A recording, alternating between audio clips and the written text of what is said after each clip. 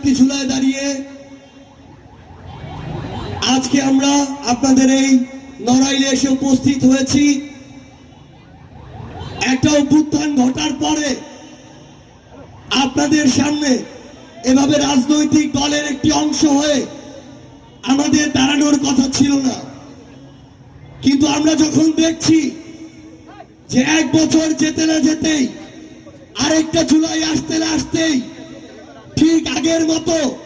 প্রত্যেকটা জায়গায় একইভাবে চাঁদাবাজি হচ্ছে, আগের মতোই মাদকের সিন্ডিকেট গুলো চলছে, আগের মতোই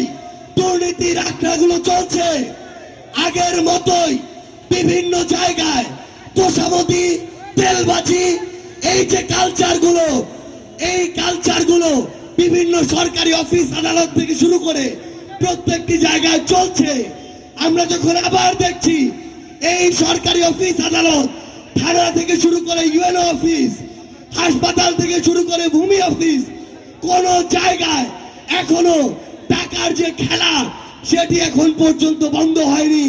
তখন আমাদের আবার এই রাজপথে নেমে আসতে হয়েছে। আমাদের মনে হয়েছে এই যে সংগ্রাম, এই যে লড়াই, এটা শুধুমাত্র একজন হাসিনা পালিয়ে যাওয়ার মধ্যে সীমাবদ্ধ নয়। এই অন্তর্বর্তীকালীন সরকার তাদের জায়গা থেকে তাদের সবচেয়ে বড় একটি ব্যর্থতা হচ্ছে, যারা হাসিনাকে স্বৈরাচারী হাসিনা বানিয়েছে তাদের কারো শাস্তি এখন পর্যন্ত এই সরকার নিশ্চিত করতে পারেনি। আপনারা যদি দেখেন ওই জুলাই আগস্টে আমলাতন্ত্রের সচিবালয় থেকে শুরু করে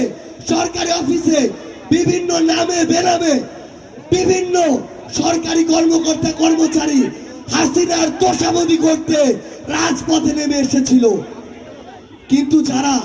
সরকারি সুযোগ সুবিধা নিয়ে হাসিনার তোষামোদি করতে জনগণের বিপক্ষে গিয়ে রাজপথে নেমে আসলো, তাদের শাস্তি এখন পর্যন্ত কেন নিশ্চিত করা হলো না? এই অভ্যুত্থান পরবর্তী সময়ে আমাদের মনে হয়েছে এই যে একটা সিস্টেম,